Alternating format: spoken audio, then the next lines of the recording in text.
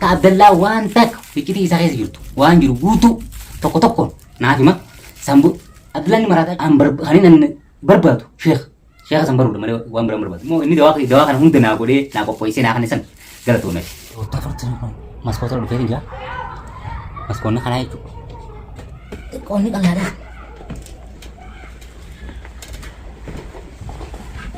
Assalamualaikum warahmatullahi wabarakatuh. Daawwattoota fi hordoftoota keenya.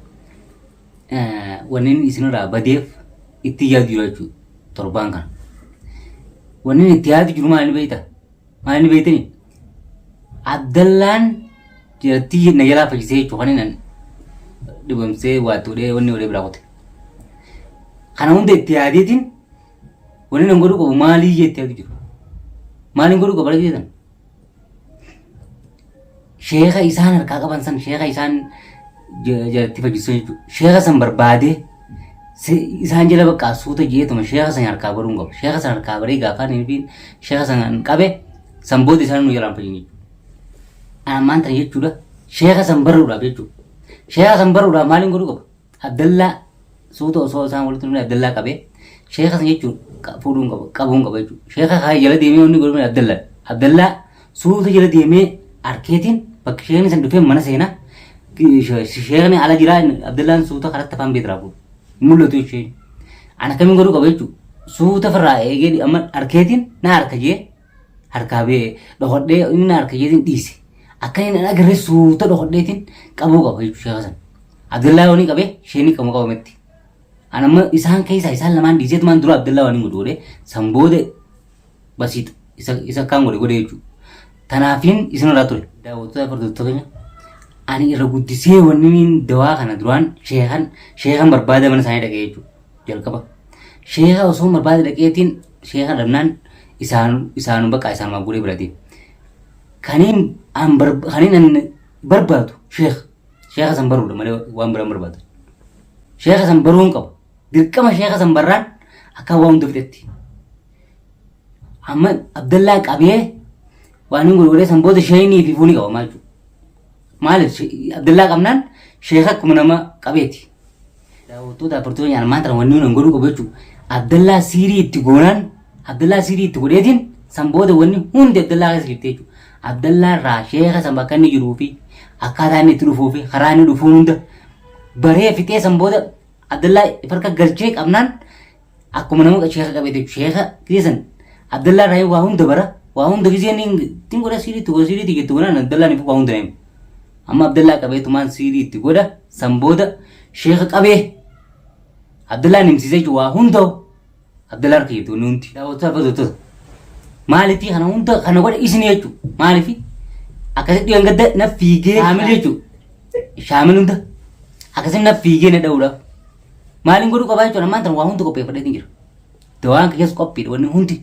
Dawaa ka duraanii osoo hin ta'in ka gosa addaa kaasi maraaju Abdallaa tokko siimii hajjara kana jalaa fayyise. Laal dawaa kana eeggatanii kun ammaan tan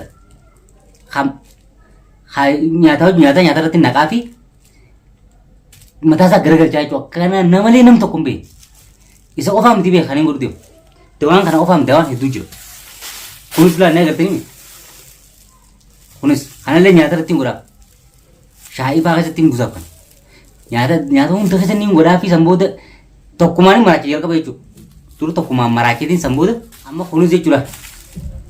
Akka Abdallaa waan takka ficcitii isaa keessa jirtu waan jiru guutuu tokko tokkoon naaf hima san booda Abdallaan ni maraataa jechuudha irratti. Kana nyaannaa jechuudha. Maraateet huccuu isaa hunda firra ciccira waan takka firratti nambisu. Maal isa qofaa miti beeka shaamilis akkasumatti. Shaamil viidiyoo tan yoo feetanii agartee fi yoo arguu baadhu waan takka nun gootu akkasii naaf dhaadattaami waan takka nun godhuu hin dandeessu. Waan inni suuruu ta'u na laaltatis. Fiigaa shaamil na laaltaan siin jedhe akkana immoo kana hunda kana godhee daawwattoota isinii ani sodaa takka hin qabu. Waan takka sodaadhu waan feetan naan jaa waan feetan naa dabsaa feetan naa abaara waan takka na godhuu hin dandeessu. Maaliif isiniin ifin nakaasee jechuudha hunda isiniin na godhe malee ani waan takka waan isin godhan qabu nagaan hin dhufee duraan isaan bira nagaan isaan gargaaruuf hin dhufe malee isaan miidhuuf hin taane hin dhufe duraan isin kana hunda akka isaan komantiidha waa hunda barreessitanii waan tokko nagaan qaba. Osoo nagaa sammuu keessaa qabu waan irraa fudhatu na yaadachiiftanii akkaan dhufee isaan na jibban akkaan deebee isaan miidhu isin na godhe. Kanaafuu jechuudha daranaan isaan miidhu ta'a. Amma karaan deemu jira ani jechuudha hidhannoo hedduun qaba lafa irratti. Maaliif akka isaan na barbaadu jiranis nama hedduutu na barbaadu jira natti nama nabbitanii jechuudha. Ani hin argamoo isaan nagaan akka nama nagaan mana keessa ta'anii viidiyoo adda addaa waraabanii poost godhan. Ani immoo caal jeetu waan ta'u jiru. Maaliif isaan arguutti jira immoo isaan nama na godhanii namaan na barbaadan. Ani immoo namni na arguu hin danda'u. Maaliif waa hedduun godhadhee deeman eenyuun arga namni tokko na arguu hin danda'u. Maaliif ammaan tana immoo isaan na irraanfatanii immoo isaan na barbaadu jiranii na irraanfate jedhanii kana nama irraanfatee bakka na jiru nama na gaafatanii na baranii amma immoo nama na godhanii jechuudha. Ani immoo namni qabuun danda'u na arguu danda'u gisee na bira dhufe bakka na jiru na dhagaanii na arguu danda'an. Ani immoo ammaan tana namumsaan faanarra deemeetiin bakka mana tokko na arguu danda'u jechuudha. Maaliif ta'e namuma isaan na godhanii na bitaniitutu maallaqa isaanirraa nyaateetuma dhufee kaanis natti himuu jiru. Waan isaan irsa erganiif natti himan dhufanii natti himanii waa hunda waan isaan jedhanii mistira isaanii hundi yalaan hima jechuudha. Isaan immoo kana hunda hin beekan. Ani immoo asiirii waan hin qabuuf namni tokko waan tokko na godhuu hin danda'u narraa beekan. Namni yoo dhabduu dhufeef waan na fakkaata. Maaliif hin danda'an kana naguma nama bitanii maallaqa isaanii biraa fuudhan malee. Takkaati isin immoo na hordofaa waan takka namni tokko na godhuu hin danda'u. Ani immoo maanta bakka isaan hin agarreen bakka Abdallaan jiruutiin dura Abdallattiin seenaa Abdallaan qaba. Daawwattoota akka hordoftoota. Ana maanta jechuun dhaqeetiin bakka Abdallaan jiru Abdallaa qabu deemu. Garuu yoon ifin isaan hunda bakka takka argadhe milkaa'ee isaan hunda bakka takka argannaan akka nama milkaa'ee. Garuu keessatti liinaan haati ilmoo miskiina isii irra dhaabbachuu illee qaba garuu isiin tuqudhisi miskiina isiin haati ilmoo guddifatti isii miskiina ilmoo daa'ima san guddifti wanti. Isii miti immoo jalatti bakka itti agarraa immoo waan hin godhu ta'u. Isin na hordofaati na laaltan. Immoo inni dawaa kana hunda naa godhee naa qopheessee naa kanne san galatoome. Dawaa kana anis jiraachuu jira bara. La dawaa gosa meeqa naa kanne dawaa kana duraan oowwaadha. Maallaqa dachaanin sii dabala.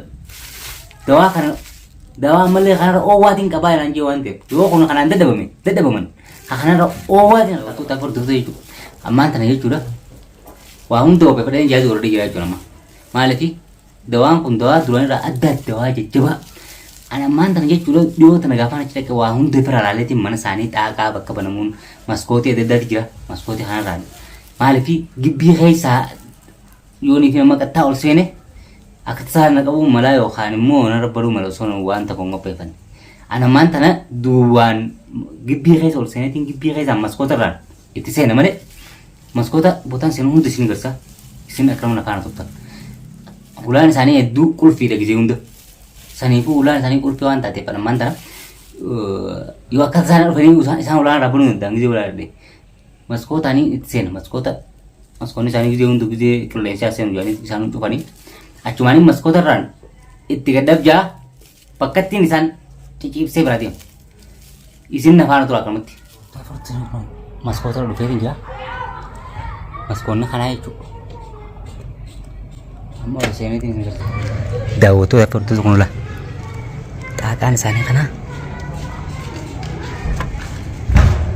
Kana jechuudha. Amma asumaaniin cabsee ol seenu kan humna faana turaa jiru. Amma kanumatti hin bal'aa banaa jira. Gartanii.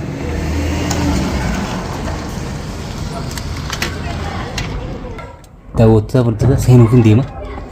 Kamu nak ada sih, nggak, top konjur baru mana aja. Asmani sini kurpa kan itu tidak kembali.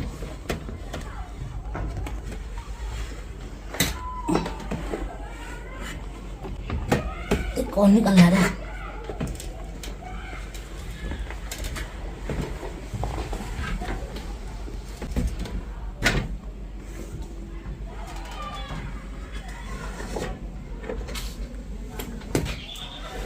Daawwattoota jechuudha. Amma seeneetiin jira. Alhamdulillah milkaa'eetiin jira.